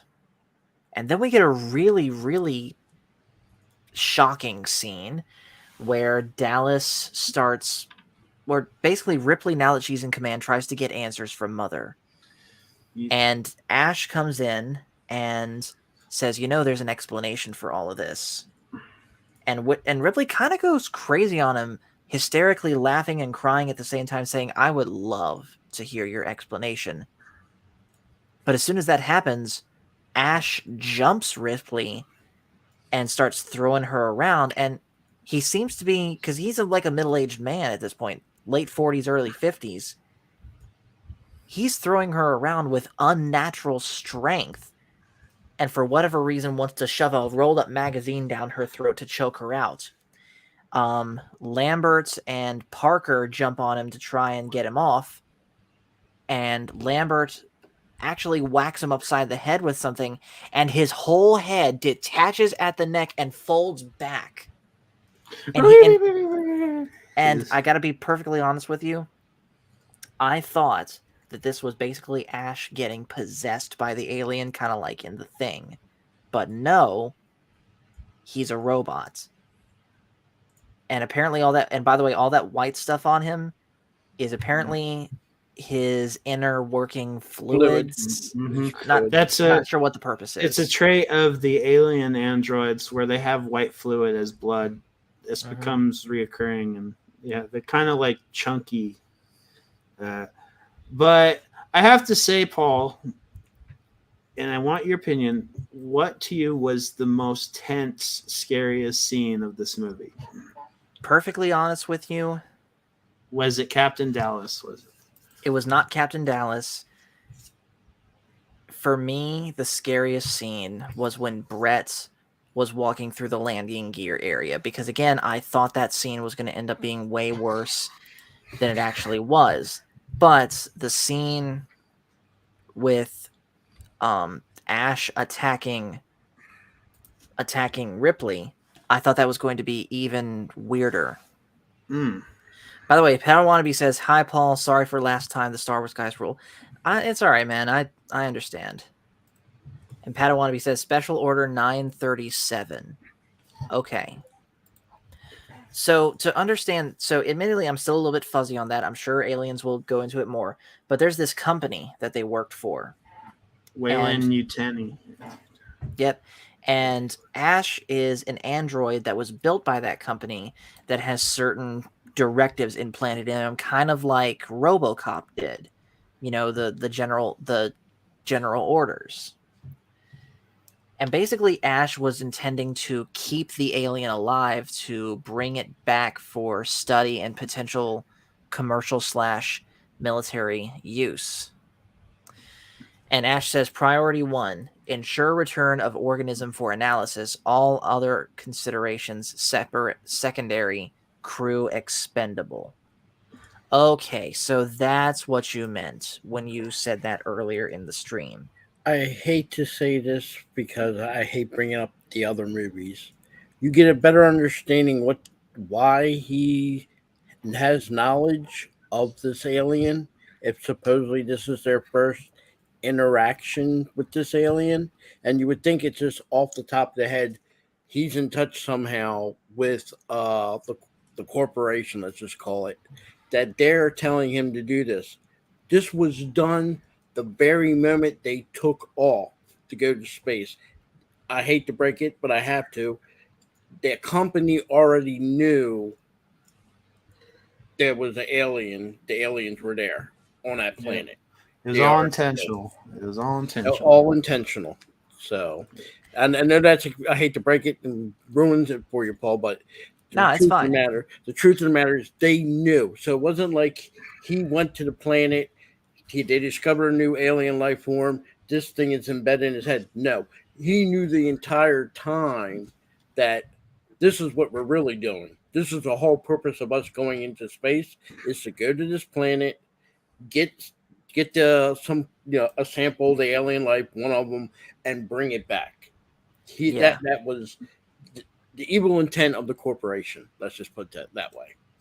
And that'll be the theme of all alien movies for the rest of besides Alien versus Predator. That's the whole theme. Alien versus Predator isn't canon to this timeline, is it? It's more like a what if sort of thing. Yeah, it's just a fun movie. I The call second it one's a fun movie, atrocious. like Crit says. Yeah, the first one's fine because they bring back like Lance Hendrickson, who's Mhm. a staple.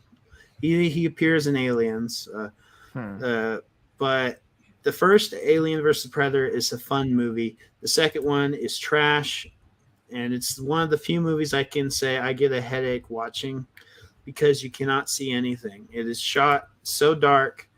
I hate movies that this movie is shot so well that you can see stuff even though it's dark. Imagine if you put the brightness low and you could barely see a thing. That's my problem with Alien vs. Predator 2. And then again, it's just not a good movie. But yeah, Wayland Yutani is kind of the main villains of this series. So fair enough. So, anyways, continuing on, it's down to just Ripley, Parker, and Lambert now, and they're trying to figure out, and they're setting the ship to self-destruct so that they can escape in the shuttle and basically take the alien out with it. Something the lady, I forget her name, the blonde Lambert. Lambert, she wanted to do it first time when this alien was going crazy. Let's get on the shuttle and blow this up. Yeah. I felt that. I know the movie needs to progress and everything, but she was right the whole entire time. They should have left. They should have left. So real quick, on the whole, Action Com asks, do you think the human race may be smart enough to leave an alien like this alone, or are we doomed? We are doomed. 100%. Let's face it. Curiosity killed the cat is real. You won't get someone smart like Ripley, who is actually, the more I think about it, she's been right the whole time. So it's no surprise she's the last, the final survivor, I should say. Exactly.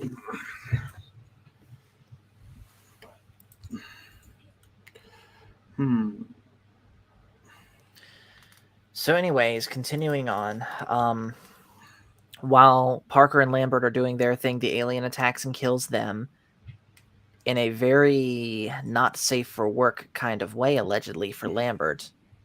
Seriously, did anyone else see where that tail was heading? It was wrapping around her leg. And heading upwards. Yeah, I did. The aliens don't act that way. So. I hope, but still. No. The aliens don't act that way. Their breeding is like you saw. That they get into they come out of the egg as a mouth breeder. They need a host. So when the alien in the sack is ready to move down the throat, the air breather drops off. Yeah. Either the drone in the chest and then blows up. That's how it's done. Just like Phil says. Just like Phil says, either the drone kills you or the drone will take you to the nest. Yeah. Well, this clip that I'm about to play still applies for all of the ways that people have died. Just listen. Glory, glory, what a hell of a way to die. Glory, glory, what a hell of a way to die. Glory, glory, what a hell of a way to die. He ain't gonna jump no more. I should say the tagline is, in space, no one could hear you scream. So, no. Think of it like this when it comes to something like that. When you're dealing with different species or mammals, or even though we're related to a lot of mammals, if a lion's coming to you, he's not looking to pleasure himself. He's looking to eat you because he's hungry. By the way, I am pulling that clip so I can use it more often. I have a feeling with some of these.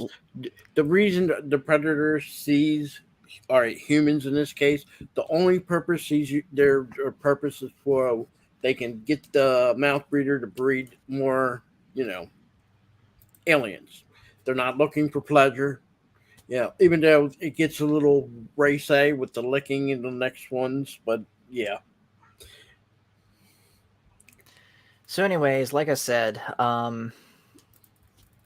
continuing on, it's just Ripley left. She sees the body of her last two companions, and basically she is successful in able to get both her and Jones off the ship into the shuttle and escape. And she thinks it's over when the ship explodes, but the alien somehow, I don't know how, but the alien somehow made it onto the shuttle with her. I can explain. Real quick, Black Dragon says it doesn't matter what happened; it just sounded. No, like it. I just looked. I agree. It might be implied, but what it says here is it bit into her head, as gory as that sounds, and then it hung her on the ceiling. It didn't do anything beyond that. It kind of right. just fair enough. I will say I know why the alien was in the shuttle. The aliens was that a survival instinct? The aliens like to enter a hibernation mode where it's quiet, and I think the shuttle was the only place that was quiet because of the alarm. So when it went to sleep, Ripley just didn't notice it was there in the creek. And I also think that's why the alien kind of saw that Ripley was there, but he was kind of a little too tired to attack until Ripley clicked on the what was that, the O2 unit from the pipes? I don't, but that woke it up immediately. There's an underwater cave system in the southwest that people die swimming into it. The government closed it, but later some cave divers asked to go back due to curiosity, and someone died. I saw a thing where a guy he got stuck in a cavern, one of those cave divers, and you could see his shoes sticking out somewhere, which is kind of scary, knowing that he's there forever, but his shoes are sticking out still. Yeah, death's it's really a scary thing. I will never go into a cave. I'm claustrophobic. Diving, even professional, the risks are always high. The Britannic is not that deep, but yet people still dive to it, and they still die. And these are experts. It's just sometimes things happen. That's all you can say. Sometimes there's expert cave divers. They take a CO2 tank, think it's full, and they grab the wrong one, and it's not full, and they don't have the air to make it back. I mean, it happens. Yeah, that is something that is very much a consideration. Anytime I go diving with my dad. And the air has to be mixed right, but you can't have the tank pure oxygen. It's got to be mixed with something else. Forget off the top of my head. The mix has to be mixed. You're right. You're right. You're 100% right. Don't you? When she manages to pull the alien out of the airlock, don't you just feel like giant relief, like it's over? Oh yes, very, very much so. And then the nice Jerry Goldsmith music happens at the end. So yeah, that is the end of the movie. And hello, by the way, to Spock, who says, "Hello, gentlemen. Beware of face huggers. It's only logical." Oh yes, very much. So, anyways, I got the clip edited up. Let me just import it into StreamYard. And where is it? Here it is. And by the way, speaking of clips... Excuse me, I'd just like to ask a question. What does God need with a starship? I said, what does God need with a starship? Jim, what are you doing? I'm asking you a question. Okay, hold up a second. Hold up. ActionCom says, I wish they didn't shut down the Star Trek Alien crossover comic. What in the world is this? Had y'all heard of this? Actually, no, but it doesn't surprise me. There was many crossover comics in the late 70s and 80s. There was supposed to be a big crossover with Marvel and DC. I don't think that ever came to fruition. Okay. But yeah. Spock, do me a favor real quick. Come on in here into the stream, because you just said you had heard about it. Any storyline beats that you might have heard of, I am curious. So please, if you can, come in here and tell us about those. Can you imagine the Enterprise, TNG, or TOS crew going against the alien? Actually, that is a good question. Now, I already asked who's the better captain between Dallas and Picard. Jokingly, of course. We already know who that is. But Dallas. I'm being 100% serious now. Which ship and crew would do better in this scenario? The Enterprise TOS with Kirk, Spock, McCoy, and all of them, or the Enterprise D with Picard, Riker, Crusher, Geordi, etc. And honestly, I think, and Phil is going to jump for joy on this. Voyager, Janeway. I didn't ask that. Janeway is not part of this. Oh.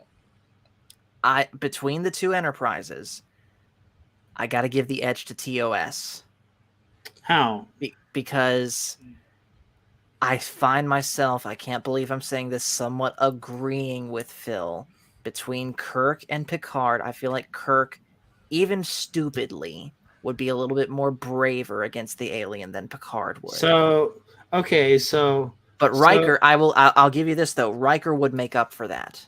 well, Worf can make up for I it. don't agree because the way Captain Dallas was, I feel Kirk would be too.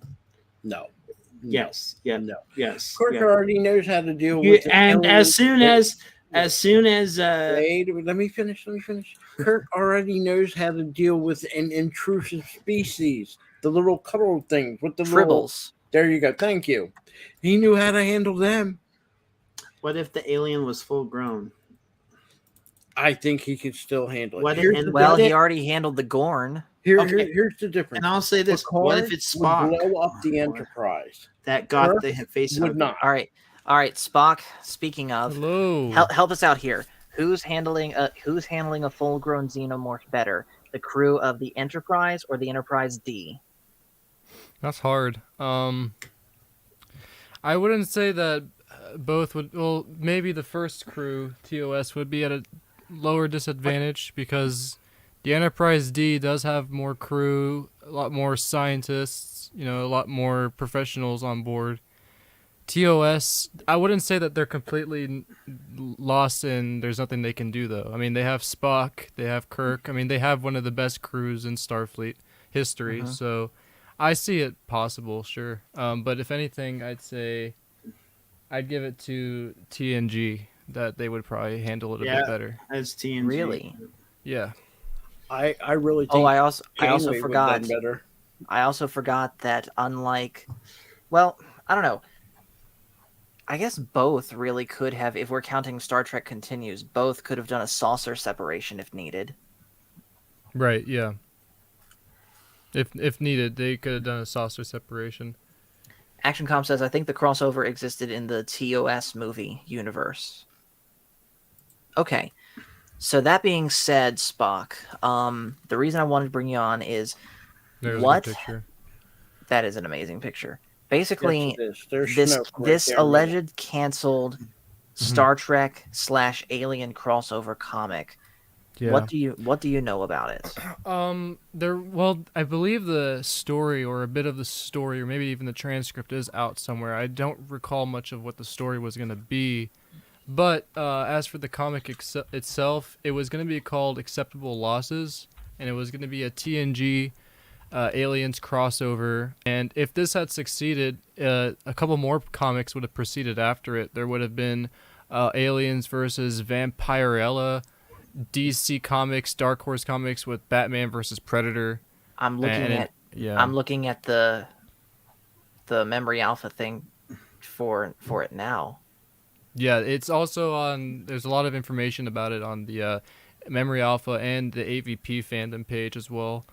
But it's a really cool idea. I talk about it a lot on my streams about this novel and or this comic, sorry, about how it was eventually almost about to come out, and it was so close until Randy Stradley announced on his page that that's canceled, and I don't believe there was much of a reason why it was canceled. Maybe it had something to do with current projects and development from CBS, who knows. But what I know is that it is a very easy idea to implement, because the idea of xenomorphs, I mean, once we get to Voyager, we get the Undine, and they're the most xenomorph thing you're kind of going to get in Star Trek, except they are a lot more intelligent. They have their own spaceships, and they all have some communication with each other. Janeway. That's why I Yeah, said Janeway. Apparently, Yeah, she Next could handle the Generation did a xenomorphs. novel crossover with the X-Men. Yes, I forget the name of that one, though. I wasn't big into X-Men, so I never really got to read those crossovers. But there is the one that ActionCom brought up with the Batman Alien crossover. That was also really cool, because there was it was like, your casual mashup, but they had some ideas for the face huggers. So one of them actually got hold of a crocodile, and it impregnated the crocodile with its xenomorph, embryo, and then later on came one of the biggest xenomorph creatures I think anybody's ever seen, because it was actually bigger than the Queen too. So it was pretty crazy. I need But to yeah, look. this I need would to have see been. this. There's a lot of crossovers with Alien and Predator as well, but Star Trek and Aliens would have been one of the coolest ones for sure. Yep, definitely.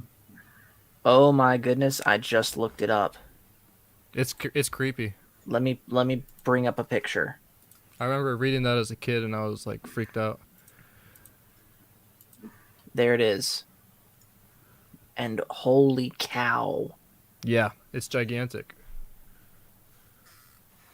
Biggest xenomorph we've ever seen, I believe, unless that's changed. You know something else that would be scary though? A xenomorph impregnating a Vulcan. Like imagine a xenomorph inheriting the heightened intelligence and logical mind of a Vulcan. That would be really scary. Because This time like at that point it's not only it would like guess your move way before you even think it. Yeah, over, they'd be man. Game over. Don't forget the Vulcan neck pinch too. They'd probably know that. Yeah.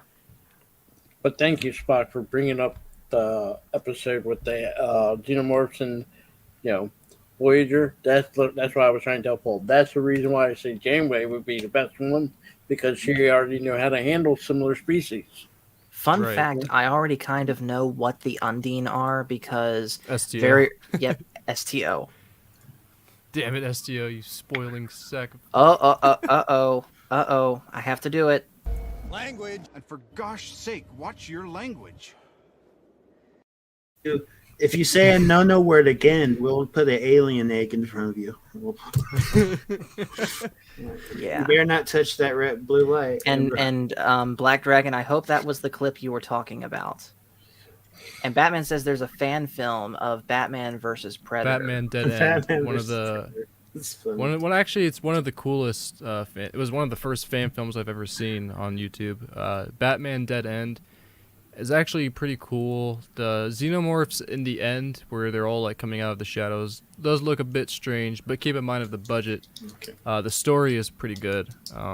It would have actually been an interesting comic or something. I can't wait for us to talk about Aliens, so we can talk about all the weaponry and all the technology they use. Yeah. Have you seen? Is this the first Alien movie? We watched the first Alien movie. All right, so let's. I make sure to keep my mouth shut on some things.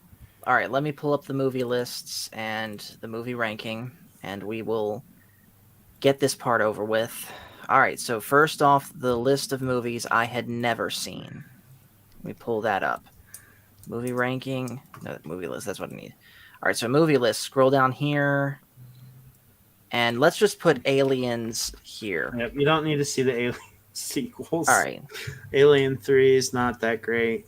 All right, so Alien except for like there was like one character in Alien 3. I'm like, he had a bad. Well, there's a director's cut that's okay, but they can't. They destroy every. It's like it's I hate sequels that do that. Like Aliens established so and much. Movie ranking, and then it's at the bottom. No. He got scared. Okay, as I said, I respect what this movie did. I don't like horror movies. It's okay. Yeah, you seemed very enthusiastic during the whole stream. The next ones are, how should I say, they're less horror, more action. All right, this is like where's Star Trek 5? Oh, where's Star Trek 5? Why is Star Trek 5 deleted off the list? Star Trek 5's on there. No, it's not. Yeah, it is. No, it's not. I'll pull it up. I will pull it up. Hold up. Put it all the way at the bottom. No, you're typing it, Paul. I see you typing it. No, I'm not. I promise. I'm not. Yes, you are. It's Star Trek 5. Final Frontier Alien. is there. I just looked. I'm going to You're bring it up right typing now. in, Paul. I'm sure you. Star Trek 5 is right here. Put it under Alien. That was just typed in. I saw you. No, I didn't. I promise. Stream history will prove. You're trying to take advantage of an old guy. Elderly abuse. Wait. Okay, Aliens is next. But I have a challenge for you. Bring up your movie list. Okay. What, the one I'd never seen? Yeah. All right. So I'm not going to put Aliens in this, but All right, Give me- let me bring it Pick in. movies that you would actually want to see, and not just because you heard of them. Okay, so yeah, Aliens is next. I want to see 2001. 2001. Yes. What else? And yes, there Yes, you go, Phil. yes, there yes, you go. thank you. Come on, 2. Red I Sonja, want to see these. and The Godfather. Yes. And I still want to watch this specifically with Brandon, the anime guy, because we were going to at one point, but the plans. Well, we gotta watch unfortunately Big fell Trouble through. in Little China together then one day. That's a good Yes. movie. Beverly Hills I got Cop's two funny. girls with the green Braveheart's a eyes. good film. Good bad blood. Where is it? Back in the Future. You have It's 2 and 3. I've seen one. can't watch Star Trek It's been a while. 710 until TNG's done. Yeah. Yeah, that's pretty good, solid list, I would say. So So yeah, we're still working Big at it. Daddy. Oh my gosh. The That's Close one of Adam Encounters Sandler's best movies. is- Oh, and this I do want to see this too, to see why Nerdporial doesn't like Mando, being that it rips it off. This isn't the movie, but you should put Shogun the series, which I would gladly watch. I won't. I'm not. No series, just movies. I have one question for you, Paul. You have the good, the bad, the ugly, but you never saw the outlaw Josie Wales. Never. So why is that should replace the good, the bad, the ugly? That is the best Clint Eastwood movie of all time. What is this? Oh, okay. So okay, this is all after Aliens. Yeah. You're spinning the wheel. Yeah. Yep. And then Actually, no wheel. I'm gonna pick what's next. After this is Conan 2 and Red Sonja.